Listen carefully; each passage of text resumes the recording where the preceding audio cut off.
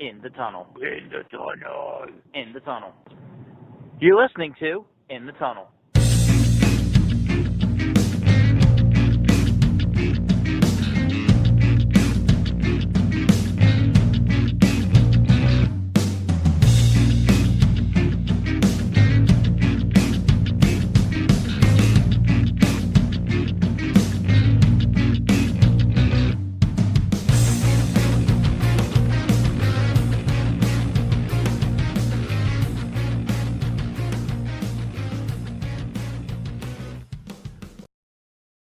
Hello and welcome to In the Tunnel, episode number 87. Yeah, so we've Take two been on that. yeah, we've been gone a little bit, but we're jumping into it and hopefully getting back into the groove of things. We say that every time, and eventually one day it'll actually be true. Amazingly enough, when I was in North Carolina, we pulled that off a lot better than we have in the past 2 years. Yeah, I know, right? What Yeah, can you do? so anyway, the NHL's awaiting. So we're looking at Canada. Yeah, Toronto's best team, Ottawa and Vancouver are trying to race for the worst team in Canada. Aside from Yeah. that, I uh, mean, I don't know if Ottawa's racing. I mean, considering what their offseason was and how they tried to build up a young core, I don't know that racing towards the bottom is kind of the plan. They kind of just, all their moves kind of like stunk. I mean, also Vancouver is behind in games by quite a bit due to their COVID outbreak. Yeah, but I mean, they're not going to have a chance at this point to be able to get all those games back. I mean, they have at least what 10 games. Hmm. They're not going. Yeah, They should but probably like, just. I mean, Vancouver should just fold for the I mean, season. they could make it to like 50 points or whatever. But they need. This is as of last night. They would need what 15 points to jump Montreal. Yeah, but yeah, not happening. I understand. I'm just saying, like, they could be a little bit more competitive if they weren't down the 7 games that they are. They could have been more competitive if it was like a game of who can't catch COVID. Let me try that. Uh, Instead, they played the game of who can catch COVID, and everybody won. anyway, let's look at the East because both our favorite teams are there. Yeah, Washington and Pittsburgh at the top of the ladder, along with New York. Hmm. And Buffalo is running with Jersey down the ladder. So, what's your assessment on the Devils this season? Because, like, So, is this actually a step forward, or is this like one of your? Because I see the Devils kind of like every 3 years they kind of like recycle. This is one of the years where you guys get rid of we got rid of Palmieri and Zajac. yep, and then you get rid of like your leadership group, and you're like, we're gonna start over. And so the next 2 years, you're gonna kind of like fight for this, growth, and then you'll give up and kind of do it all over again under a different regime. I mean, like the way I also see it is this year, like we had our first that COVID outbreak that took out Nico for like I don't know how long, and we were doing pretty well before that, so that kind of like sunk the sails. But then recently, something else has happened where we're on a 9 game losing streak. Conveniently, we've only lost to Pittsburgh and the Rangers in those 9 games.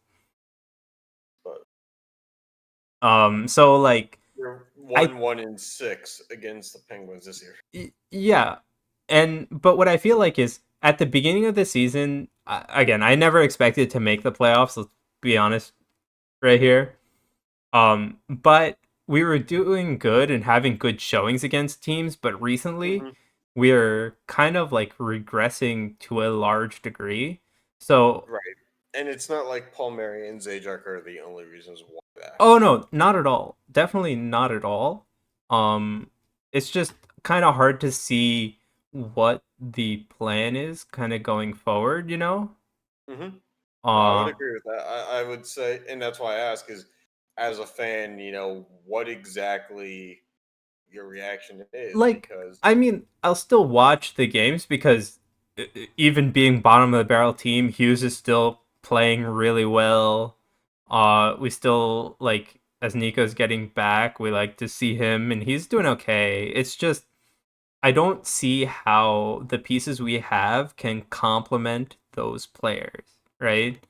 And going into the off season, that's what I feel like the team should be looking for, along with a number one D man. But yeah, that's another story. well, do you think that down the road, Nico Heischer and Jack Hughes are another one of these, like the Palmieri and Zajac that get dealt, or do you Well, actually think so that I they're going think to be able to build something? I think you don't include Zajac in this because Zajac was with the team for a long time.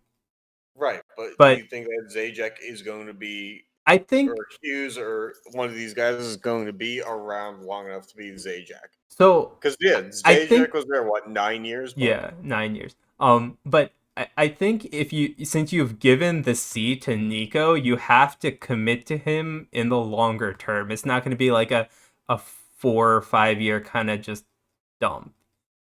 Um, but that's my opinion, right? Just because you've given this C to Heisher, it's kind of like you're giving it a semi long term commitment. That doesn't say much about Hughes, but it's literally been what, one season. it's weird because New Jersey obviously doesn't attract the biggest free agents. Normally, Yeah, their big acquisitions are through trades, despite the media market that they're in.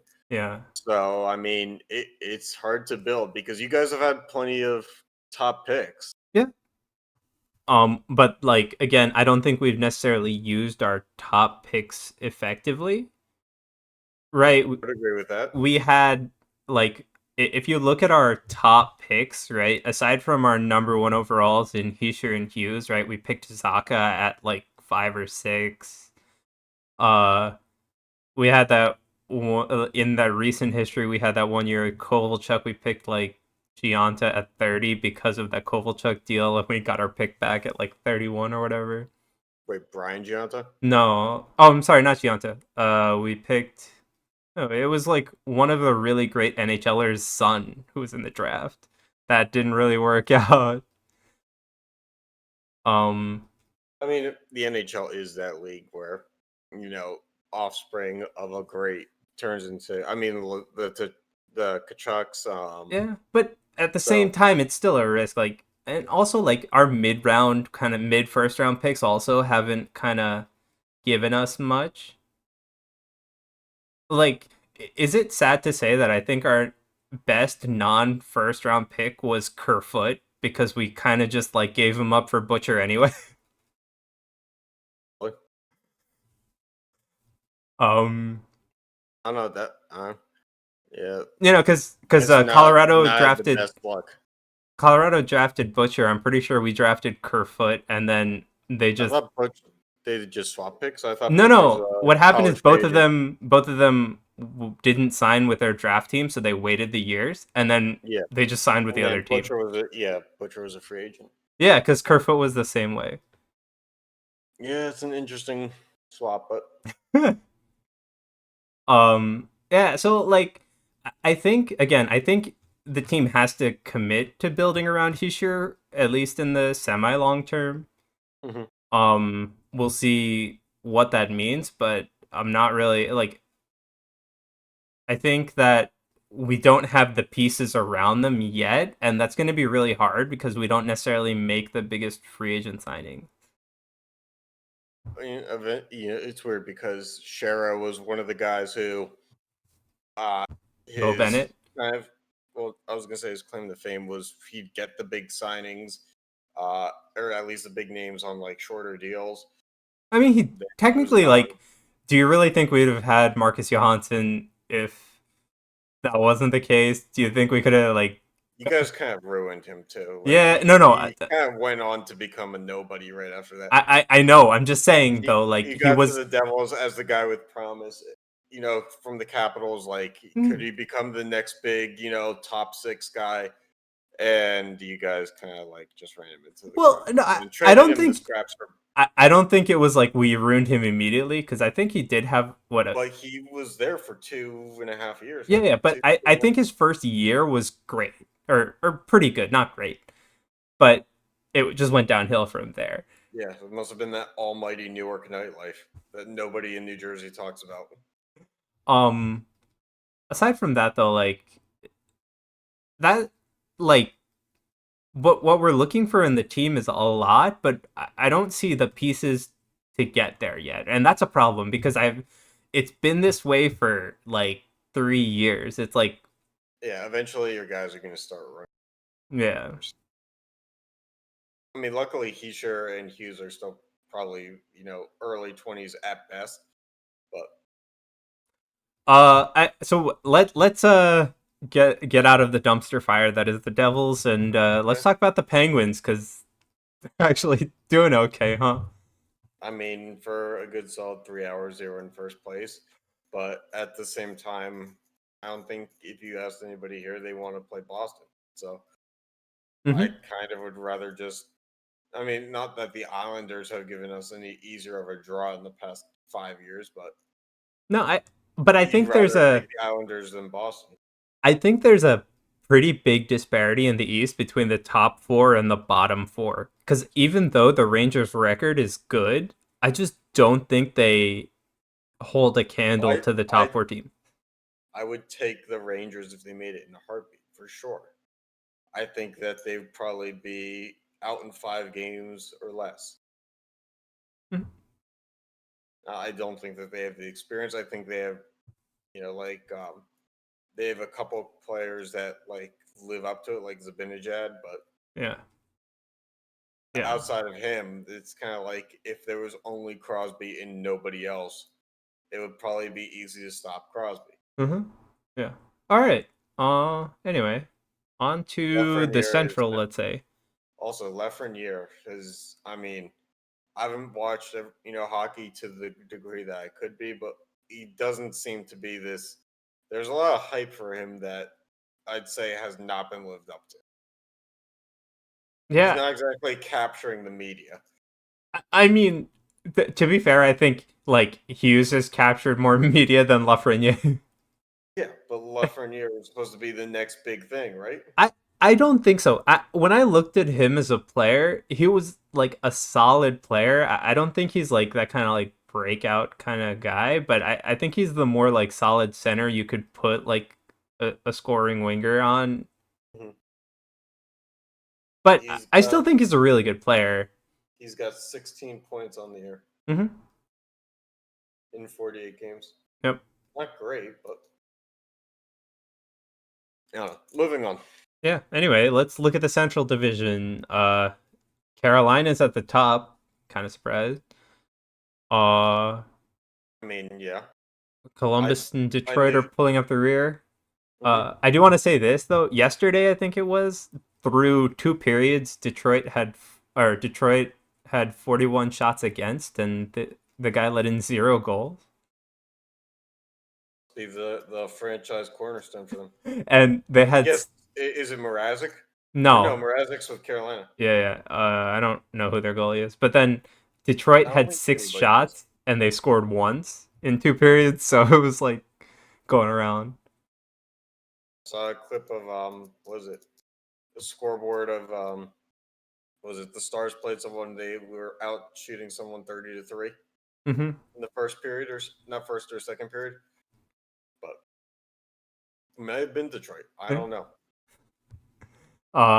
Aside from that, like Florida and Tampa Bay are pretty round out the top three. I don't know. I kind of thought Tampa would be having a little bit of an easier time in this. I was gonna say something along that. I think Tampa probably in prime position to succeed because people look at them at number 3 there and they probably think, well, they're regressing. And But I don't think when the so. playoffs start, that's Hmm. going to be, I think that might still be theirs to lose. Yeah. But, it's much like a lot of people will say that Toronto is like a complete force, despite the fact that Toronto has had maybe lesser competition this year. So Yep. I mean, aside from that, like, I think there's a pretty big disparity between the top three in Nashville and Dallas. if Nashville gets in the playoffs, Nashville. or I'm saying like between the top three and those two, like trying to get in the playoffs in Nashville and Dallas. I really don't think that they make it to the next round, no matter what. I mean, I look. We all knew that Columbus's window was closing, but Yeah. boy, did it hit them hard. Yeah, this year. very. So hard that they got Max Domi and then healthy scratched them like 5 straight games. So hard that they're worse than Detroit, dude. And that's saying something. Yeah. All right, on to the West. So the West had the first two teams to clinch playoff spots. Vegas did clinch the first playoff spot in the NHL, followed by Colorado shortly after, I'm pretty sure. Your guess is as good as mine on that one. I'm not staying up watching those games. Yeah, it's kind of hard for us. Um, I think Vegas has been kind of surprising with like how good they've been, but then again, like I think the bottom of this division or It's the bad. bottom five teams, because it's really just those three teams in the world. Like St. Louis and down, I don't even know why. I mean, like, we all know that Anaheim, San Jose, and the Kings are deep into rebuilding. Yeah, but like, I kind of didn't expect, like, I guess, like, Arizona and St. Louis are doing okay, but at the same time, I did expect Arizona kind of hovers around okay every year. I kind of expected one of them to also show up and be above like 50 some points by this time. Mhm. But like these three teams in Vegas, Colorado, and Minnesota are just taking it over. I'm Uh, kind of surprised. by the way, do you look at these standings like at first glimpse and realize like, oh, there isn't 3 Eastern Conference divisions? Because like I see Toronto on top. I see obviously what is the Metro, but Yeah. is really the East. And I see Carolina, Florida, Tampa Bay. I'm like, there's 3 East divisions. Where does the West come into play? In its own. Well, the other one, the Carolina one, has Central, I guess. Mm-hmm. Well, yeah. I But mean Chicago, at the but same time, Chicago and Dallas. But at the same time, every other team is still East. yeah, it's like you have to go past Nashville to find Dallas, Chicago, and Detroit, Columbus. I maybe you could argue. I mean, and I do have to ask. Maybe you know this because I don't. What exactly is the plan once they hit the conference finals here for this league? I don't Because know. once Canada's involved, Well, so no, Canada relaxed its entry rule so that like if a team's coming in, they only have to wait 7 days. okay, Or no, so it was a let's say player. So the trades can actually happen between Canada and the teams now because it's a 7 day waiting period or whatever. So I have okay, no idea. so what we're gonna see is we're gonna see the Eastern Conference final take like 2 weeks, and then the 3 weeks for the Western Conference final because But Canada. I really think they should just bubble it, dude. I think they should definitely bubble. Like, not to say this against the Canada teams, but that's the one area that you have to worry about is their teams. Because if it's like games 1 and 2 are in the U.S., then you switch to Canada for 3 and 4. So instead of having the 2 days off, you then have 7 days off, and then say you need a game 5 or a 6 or a 7, you have to then add another week to this series. Yeah. So no, but like I think the series is as a whole instead of dealing with like traveling, because if you have like a Carolina and Vegas series, that's still a ton of traveling. Yeah, it is, but that's just how stupid our country is. We don't do that high security thing. Anyway, We don't protect people like that. anyway, let's uh let's look at some of the better players, I guess. Or I guess front runners for some of the trophies, right? With points, we have McDavid at the top, followed by Draisaitl. Nobody's surprised.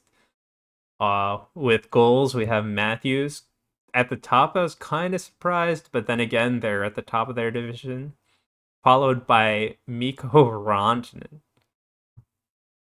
Didn't expect that.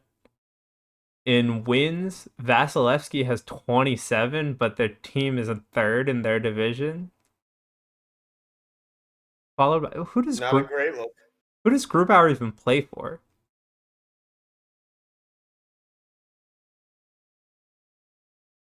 Whatever. Didn't know that? Huh? He plays for Colorado. Oh, he does. Yeah. Okay. Sorry, my mic must have cut out there, but I said it twice. And then with shutouts, we have Fleury and Varlamov and Grubauer at 5. I mean, I don't know if Grubauer's actually going to get it, because Grubauer, shutout wise, very good, but how much of the team in front of him is doing the heavy lifting? Yeah, but he's 25 wins. Like, if you look at it, Fleury only has 21, but he has 5 shutouts. True. You have a good point. You know, when it comes to goaltending statistics, I'm probably going to have to back out anyway. Yeah. I couldn't watch a game and tell you the difference between a 938 save percentage guy and an 898 save percentage guy. I think like you start to see the difference when you have. I think you can start to see this difference when you have like a .94 save percentage guy against a .89 or .90. Yeah, except for if Carey Price plays the Bruins, I feel like like that you kind of understand that the Bruins are going to bring something different, and maybe Carey Price is going to have an off day. Maybe he's not. Yeah. All right. So yeah, we're just looking at what some of the awards would be good for. Yeah. I Uh, mean, I think that the Hart Trophy is going to McDavid. I think yeah. That I don't think there's another. I think Matthews at the beginning of the year probably had a good run for it. He started hot, but he's more just a pure goal scorer. I mean, he's gonna get the Rocket, right? Yeah, yes. Yeah. Ovechkin hasn't really had foot on the pedal for that this year. Yeah. But as far as like goaltending is concerned, I think Vasilevsky right now is the favorite. I think wins matter more than shutouts. I'm. It's hard because it also comes down to team success. And if you look at Tampa Bay being third in their division, they might hand it to. It's not going to be. Look, Fleury's never been Yeah. finalist for the Vezina to Yeah. that high. So and it's probably not going to be Grubauer because Grubauer probably isn't the household name that they can market. Yeah, but I think that like Tampa has 63 points right now, so being third is pretty close. Like they're 1 point from second, so the team could probably make it to second place, and then I think you'll be hard to argue against Vasilevsky. I think Vasilevsky also. It's weird because I feel like the NHL does try to kind of throw a variety into their awards in that they don't tend to give the same guy the trophy every year.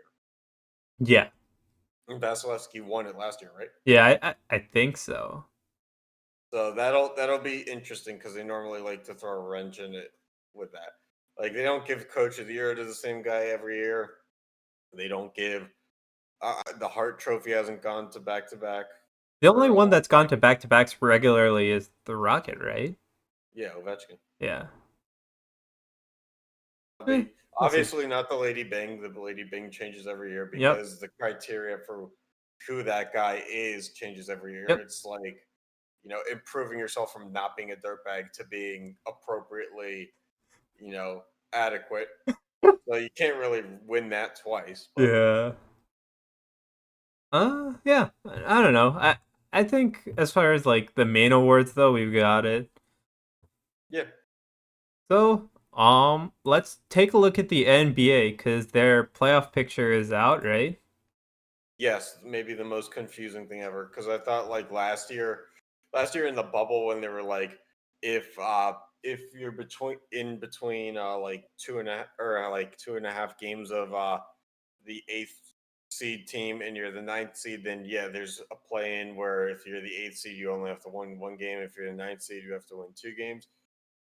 They've made it so much more complex by now making it like the 9 seed and the 10 seed just plays, and then from there, the 8, 9, and 9, 10, or 7, 8, and the 7, 10, and the 8, 9. If do I have this right? Because like So basically, right, what the 9, happens is 10, and the 7, 8 play each other, and then the winner and loser of those, to some degree. See, this is how stupid this no, is. I so can't even get. let's see. Okay, so first you have the 7 and 8 game for both the Western and Eastern Conference, right? Mhm.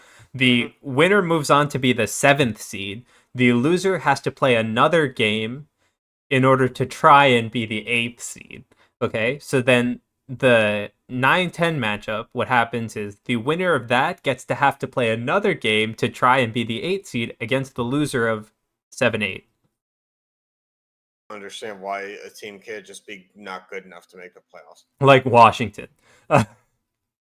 I mean, I think it's just a maneuver by the NBA to keep their marketable personalities like Russell Westbrook, Like, as relevant as they can. I really Keep, don't understand why Washington, Indiana is even like a playing game. Like, come on, guys. I don't. It's not. It shouldn't be. Like, at least on the Western side, they're both what? They both have a 500-ish record. Well, it's also stupid because it makes teams that should be rebuilding like trade assets away to try to get help now, so that they can make a run at it from being the 10 seed and like try to climb all the way into the quarterfinals, and then they get swept by like the 2 seed. Yeah. But hey, they bought into right now because the window is as open as it could be.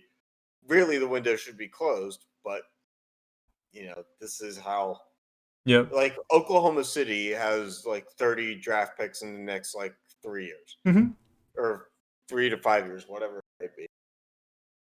They're Yep. not on here because they obviously know what they are, Yep. but other teams now shuffle the deck a little bit more. Like Denver is the 4 seed in the West, and they went heavy on the trade deadline. Yep. The 4 seed maybe doesn't need to do that because the 4 seed, or actually, I guess the 4 seed does need to do that to try to become the top Well, 2 seed. But especially in this where you're either trying to become the top 2 seed or you were on the bubble like 7, 8, trying not to play the play-in tournament. yeah, So it kind of makes sense. it kind of does. But at the But same time, I this don't is know if I like would do it. I agree with your point of like I don't know that was the right move for the I, long term. I guess if this was only happening this year, then I understand it because they are still playing somewhat of a reduced schedule Uh-huh. this year. So I get that like fans maybe get more of their money's worth out of it. But if they're not, then this needs to not happen. Mm-hmm. Yeah. So I mean like, there is a snowball's chance that Washington plays Brooklyn as the 1v8 matchup in the actual playoffs. Yeah, I would agree with that. But yeah. Don't hold your breath if you're a Washington fan. Absolutely. Yeah, anything else you want to say about the playoffs or the NBA? No, I mean, the NBA is like the king of trying to shake things up to make it seem better than it is. They tried it with the dunk contest like 8 different times.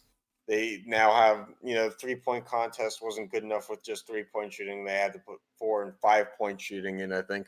Uh, this is just the NBA trying to save eyeballs because God forbid something is plain. So Yeah, they, like they, they kind of dress it up a little bit. I don't know about you, but I'll be hard pressed to watch a 9-10 matchup in the No, playoffs. no, no. Huh? It's like the first four for March Madness. Yeah. It's like only people who are really into it for either gambling or for other, uh, you know, rooting interests, of Yeah. which the fraction of the audience is involved, are actually going to watch. Yep. All right, on to the MLB. So the season just started, and I don't know. I think a lot of it is kind of some of the teams are in a weird spot. Like you have Houston at 500. The Yankees are technically under 500. Yeah, but they're also the worst team in their division. Yeah, Or they were for a while. they were the worst team in the division. Baltimore did help us out there. You Yeah, have Baltimore started strong and then returned to where people thought they would be. So you I don't have the know. It Mets is what being it is. 500, being the top of their division. Yeah, I mean, I have a friend who told me as a Mets fan, he was like, "Don't expect offense from us. We have a lot of great pitching, Oh but do yeah, not but expect offense." DeGrom literally had to carry them through a perfect game Yeah, by scoring I his mean, own runs and pitching because they completely. signed just because they signed Lindor for 10 years doesn't mean that they're actually going to be smart. Yeah, I know, right? Um, If they can just make it without more scandals coming out, I think they'll be fine. hmm um, yeah, I don't know. Like aside from that, I think like aside from like the big names of like Houston being at 500, not where Oakland is, Hmm. and the Yankees being at the bottom of their division, like the rest of it's kind of shaping up. I don't know. I kind of expect the Dodgers to be at the top. Yeah, Milwaukee is one of those more top teams. I think Uh, San Diego eventually will get there, but yeah, I I mean, didn't expect the Giants to be mm, right there. But yeah, but it's also early. Like the NL East is kind of always this like crapshoot that's like everybody's bad but okay. other than that, they're all really good and they just can't beat each other. I mean, to some degree, that's true. Like Yeah, but the the opposite is also Phillies for true, you know? the Phillies for some reason always have trouble with the Mets. The Yeah. Mets for some reason always have trouble with the Nationals. The Marlins always somehow beat the shit out of like the Braves or the Mets. Yeah. And then Atlanta's just kind of like, well, we have Acuna. And we'll do whatever we need Yeah. to make him happy. And then the Central with Kansas City at the top is kind of expected. I guess I didn't think that they turned it around as But quickly as they did. at the They same weren't time, like, they weren't that far from the gutter a yeah. couple of years ago. Oh, I know, but like going into the season, like, I'm not really expecting much out of Detroit, Minnesota, or Cleveland. So, Well, like yeah, that's true, but I mean the White Sox haven't been able to capitalize on it to the fullest that they should be. yeah. Yeah. I mean Minnesota was there the past 2 years in the playoffs, Yeah. so I guess I kind of expected them, but their pitching I think just sucked. Yeah. Any other team you want to highlight? Nope, not really. No? Yeah. I mean, I it's mean, what you want me to jump on the fact that the Pirates, like, if they win today, are 500? no, not really. Like, just wondering because it's kind of early in the season, you know. I Uh, mean, if you're a Pirates fan, that's the only time that you really have. yeah, like Oakland being This 13 this and will 7 go is slightly downhill. surprising, This but will go downhill. yeah. All right. Let's see. We have some NFL stuff to talk about. So, I mean, if we're just going through some prospects here, yeah. not really going to do a huge draft thing, at least not right away. Yeah, so you want to take it away with the top QB prospects? Yeah, I mean, the first three, this is according to Pro Football Focus. They think that the top three prospects are Trevor Lawrence, Zach Wilson, Justin Fields. Mhm. I think I don't know. Obviously, I've said before I'm not huge on Trevor Lawrence. I think that there's something to be desired in some areas. I think Weren't not they? look. So, Not, from what I heard, like the top two were Wilson and Lawrence by a pretty big margin. I just think that there's something to be said for a guy who was lucky enough to be on teams that win by 50 every game, and is he going to be able to handle when he's not, in those circumstances? Because as the number 1 overall pick, you're likely going to an environment where you're going to have to come from behind, and is he equipped to do that? Who has the number 1 overall this year? Jacksonville. Are you sure? I don't like, because I've heard that San Francisco at 3 is going to be the one drafting a quarterback. Yeah, but Lawrence is going to go number 1 most likely. Okay. Also, I think there's also been rumors that the front office for San Francisco says that they're giving Jimmy G at least 1 more year. Oh, okay, because I've heard the other way, saying that they were looking to draft for the future. I mean, maybe, but Okay. I don't know, because the NFL is weird because they just gave Jimmy G like a huge contract, and obviously there's voidable years on it because I'm pretty sure it was like a 10-year deal. Mm-hmm. So they obviously don't think enough of him long term.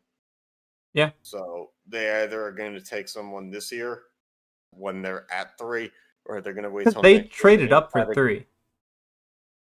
Yeah, but are they going to trade up from 3 to upgrade like the offensive line and see what they have in Garoppolo, or are they going to trade up from 3 to draft a quarterback and then it's more of a project? Okay. I can see. I mean, I'm not trying to say that their offensive line is bad, but you know, are they going to see if they can make things work around it or not? Mm-hmm. All right. So yeah, aside from that, we have an offensive tackle. We have a lot of Alabama players. Let's just say what it is. There's like 6 Alabama players on this list of the top 20. Yeah, I mean, 5 of them are pretty close together, right? You have 7, Devonta 8. Smith, Waddle, Barmore, Certain, Jones. Yeah, Okay, those so 5. 5. Yeah, I but mean, like they're all 20% of pretty the high list. up. Yeah. I don't know. Maybe one day we will live in a world where Alabama doesn't get everybody. Yeah, I don't know about that. Must be. I mean, let's look at it this way: SEC schools. We have Kyle Pitts, Jamar Chase. That's 2. Devontae Smith, Jalen Waddle. That's 4. We have Barmore. That's 5. Certain 6. Jones. Mac Jones 7. Then we have South Carolina 8. So 8 of 20 on their top 20 in SEC schools. All right, why don't we take a look at those wide receiver? So I noticed that in this list there were the 3 wide receivers at 6, 7, 8, right? Yes. I Uh mean, I think that it's natural. I mean, we saw that kind of last year too, with was it Judy Jefferson and mhm. some of those other guys. It wasn't necessarily at the top of the draft, though. Yeah. So Yeah, we'll see how that goes. yeah, I think that sometimes drafts go a little bit too wide receiver heavy, but we also live in an era where running backs don't even make this list because they're seen as so interchangeable. Which I Yeah. don't understand how wide receivers aren't as interchangeable as running backs. Because you Right. put so many of them on the field that all you need is a solidified cornerback to What I also take find one out. a little weird in a lot of like draft rankings is how polarizing like defensive players like rankings can be, because you can have like a, or even like the offensive tackle position, Oh yeah, I mean, like look, it's super polarizing. You can have like one guy who's like number 1 and they're like at the top 3, and then you can have the guy who's slightly worse than them, but he's all the way at like 15, and I'm like, well, look, these guys are necessary for filling holes on a team, but at the same time, they will never be as popular outside of the team that they play for in that fan base than yeah, they are on their draft in right. the I'm weeks just leading up like, to it. Like I'm just like looking at it, and it's like, even if that's the case, right? You still have the few of them that sneak into the top 10. Eric Fisher was the number 1 overall pick. He was a tackle, or is a tackle for the Chiefs. I don't know if he is anymore. Number 1 overall pick. I guarantee there's not a lot of people who remember he was a number 1 overall Nope. pick of the Chiefs because outside of that market, that's just not how offensive linemen get love anymore. They Yep. don't. They just after a while, it's what have you done for me lately? And in that market, yeah, Chiefs fans are going to care about that, but outside, no. Yeah. The draft, like you'll see how if we look at NFL commercials for the draft, they'll say number 1 overall pick Cam Newton or You know, Odell Beckham Jr. not number one overall, but like Yeah, these top. moments that they celebrate, they're not doing that for a defensive tackle or anything. Like Yep. maybe Aaron Donald because of like they were able to market him, but Yeah. outside of that, Any player you want to look at on this list, or? really, I think that Mac Jones is in a weird position because it's winning quarterback on a winning team, but we've seen a number of Alabama quarterbacks who didn't amount to. But also, like, I feel it's weird because you have a lot of his teammates on this list, and if you're Right. putting their worth to that team as more than his, I still think like Yeah, but like, was he throwing all deep balls, or was it actually the guys getting open? right. He had a star-studded lineup of linemen and stuff like that. There's also an argument to be made that who couldn't make the plays he made with the surroundings he had. Yeah. Not like average Joes, but like a fifth rounder on Alabama's lineup probably has the same success that Mac Jones has. Yeah. So I mean, I'm kind of like looking at this list. I'm saying if you're putting the two wide receivers pretty high, I don't know if I'd necessarily agree with Mac Jones being put at 14, but like it is what it is, I guess. I'm not saying he's a bad quarterback. I just don't know that Not at all. there's obviously when you look at the rankings, an upper echelon of quarterback. Yeah, Ranked I at one, agree. 2, 3, and then if there's enough of a disparity between 1, 2, 3, and 14, there probably shouldn't be an argument that Mac Jones should be in the first round because there's Yep. enough of a drop off there. Yeah. All That's all I right. really have on that. All right. Yeah. So we Sun's shining in. yeah, we kind of went through each of the major sports, seeing what's going on. So hopefully we'll have some more on. I guess the NHL looking towards playoffs soon, and whatever's happening in the Yep. NBA. Yep. Yeah. Thanks for tuning in, and catch you next time.